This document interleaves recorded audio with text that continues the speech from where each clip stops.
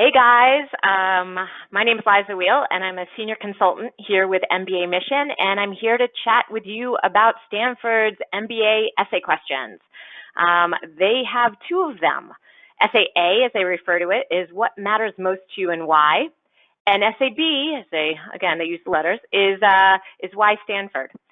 I don't know what your reaction is to these. I can tell you sometimes people are nervous about both, nervous about just one or the other.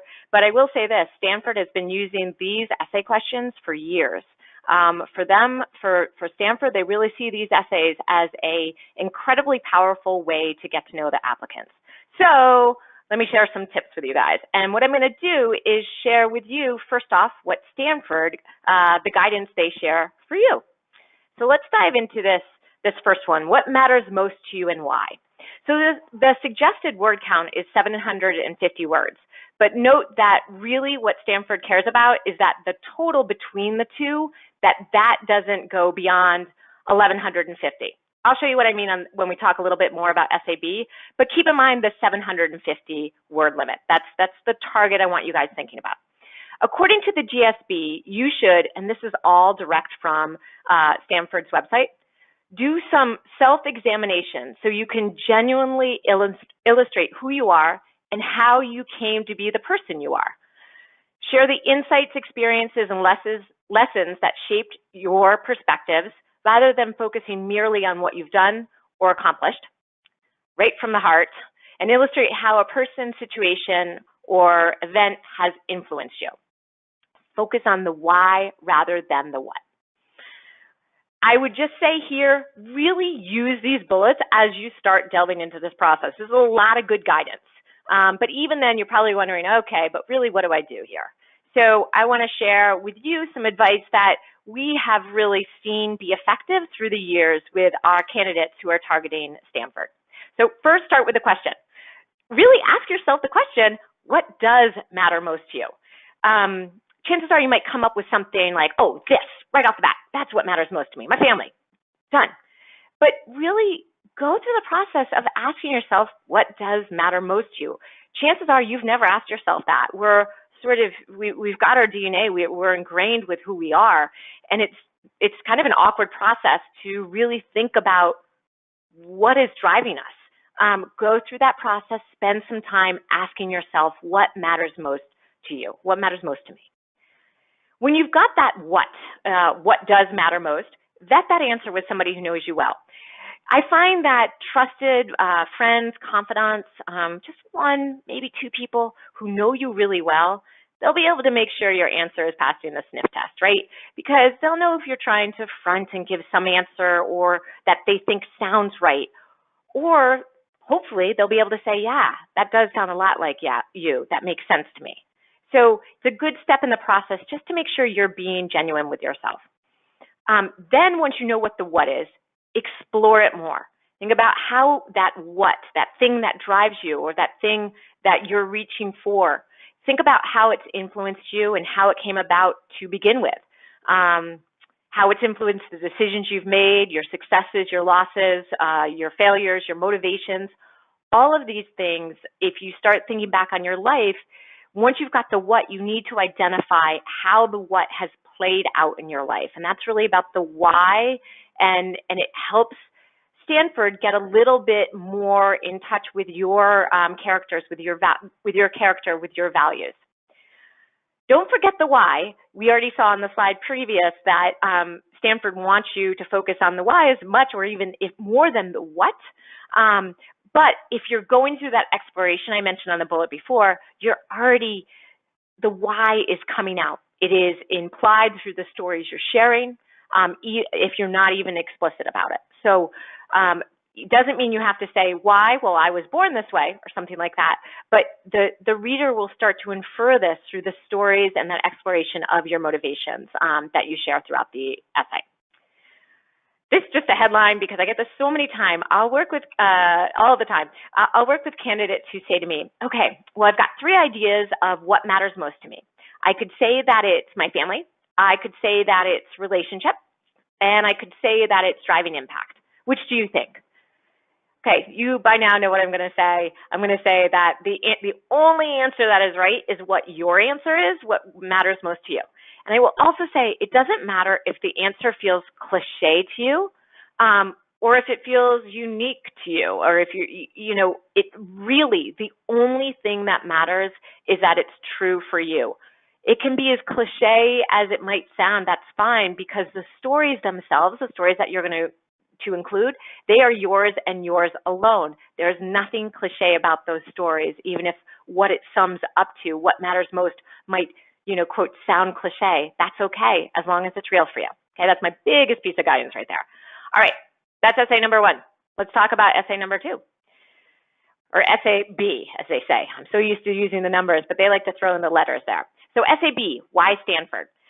So the suggested word count here is only 400 words, much shorter than the what matters most to you and why, which makes sense because that's a really deeply personal essay. This one is a little bit more, I guess, factual if you think about it, a little bit more, tactical.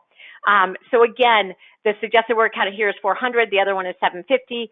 But really what Stanford says is you can't go above 1150 for both of those. You can allocate those words as you see fit. That said, we see most people feeling quite comfortable around the suggested word count of 400. So let's start by looking at the advice that GSB gives. According to them, you should enlighten Stanford on how earning your MBA at Stanford will enable you to realize your ambitions.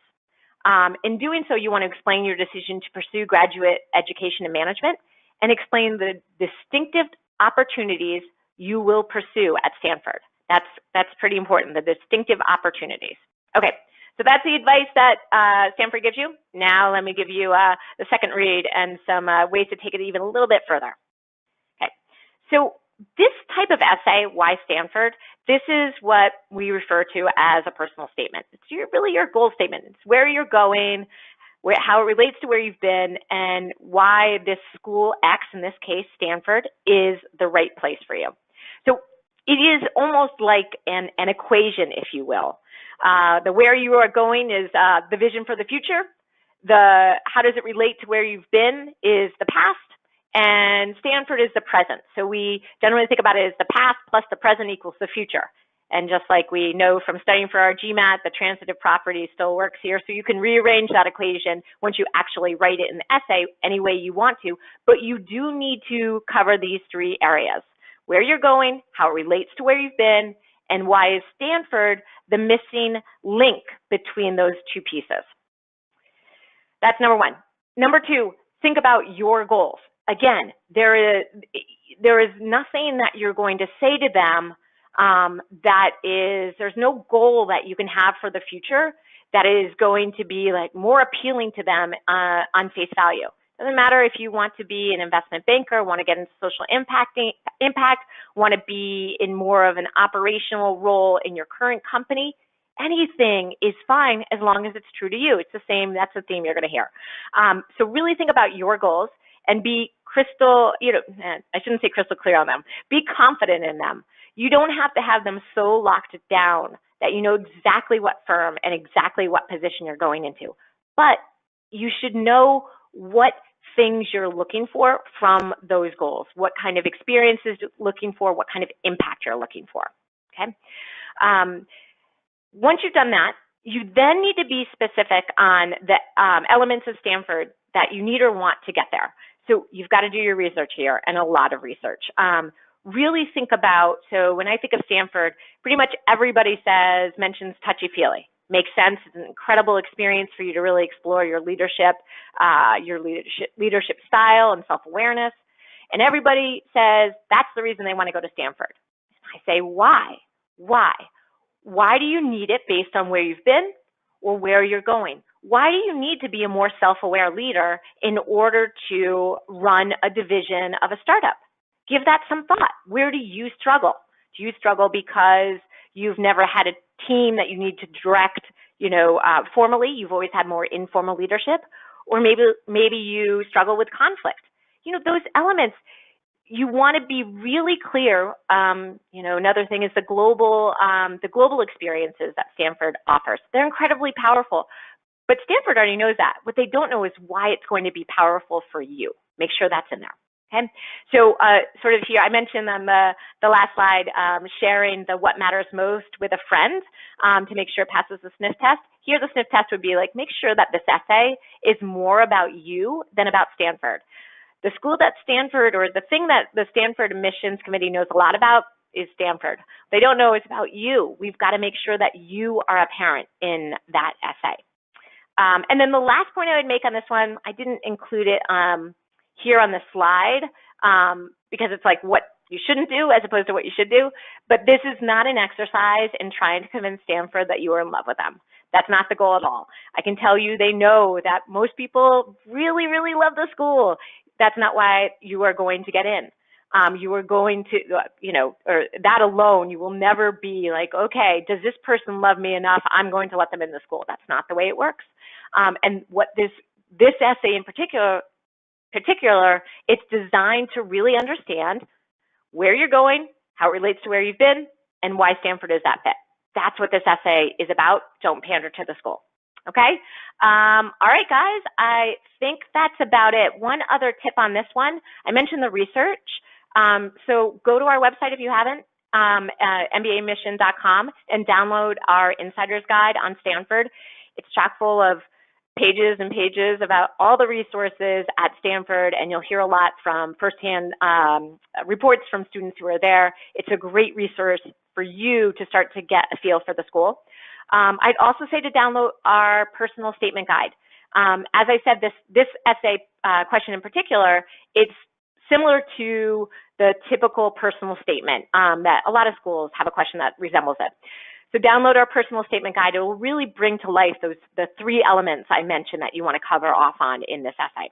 Beyond that, just know we're here to help. If you want to have any additional conversation, you want to start exploring your ideas with me or anyone on the team, sign up for a free consultation on our website. It's 30 minutes of time for you. You can use it as you see fit.